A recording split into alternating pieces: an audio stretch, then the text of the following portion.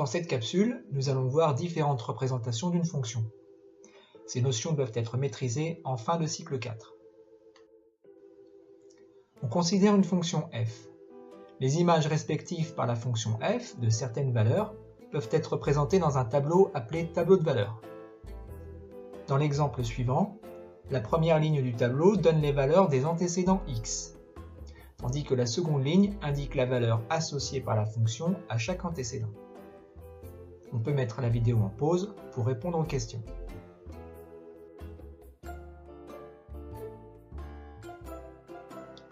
Correction.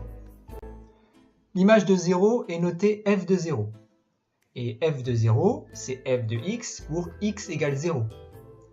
Dans la première ligne, qui comporte les valeurs de x, on vient donc chercher la valeur 0, et il suffit de voir la valeur qui lui correspond dans la deuxième ligne.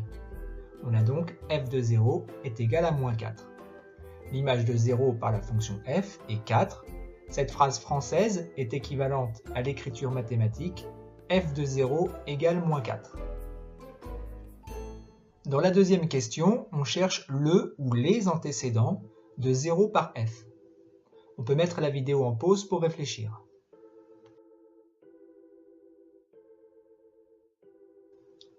Correction. Comme on cherche les antécédents éventuels de 0, cela signifie que 0 est une image.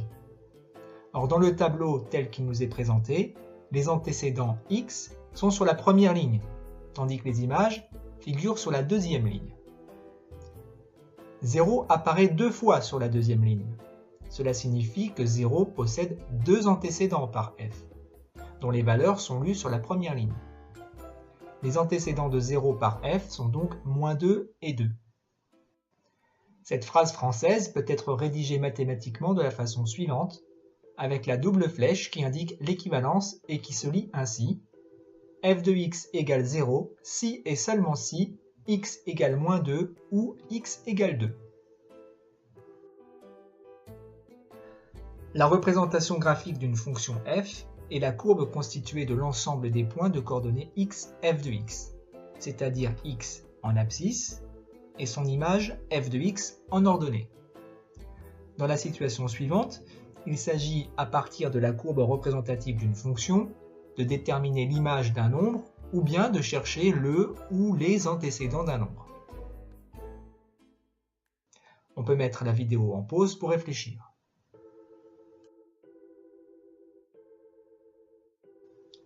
Correction. Tout d'abord, rappelons que f de 1,5 correspond à l'image de 1,5 par la fonction f. Ensuite, f de 1,5, c'est donc f de x pour x égale 1,5.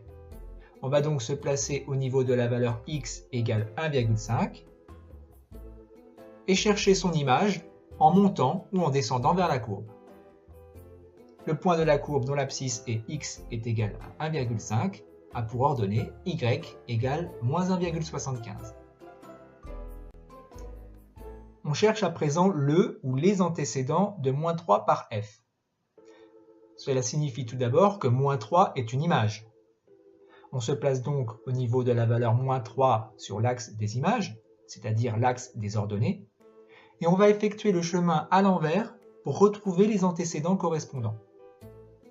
Si on va vers la gauche, puis on remonte, on trouve que moins 1 est un antécédent de moins 3 par f. Si on va vers la droite, puis on remonte, on trouve que 1 est également un antécédent de moins 3 par f.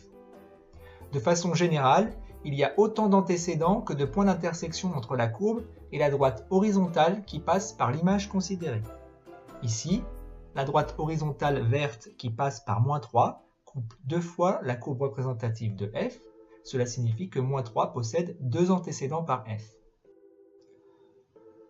On peut réinvestir la rédaction mathématique qui a été introduite il y a quelques instants et qui se lit f de x égale moins 3 si et seulement si x égale moins 1 ou x égale 1.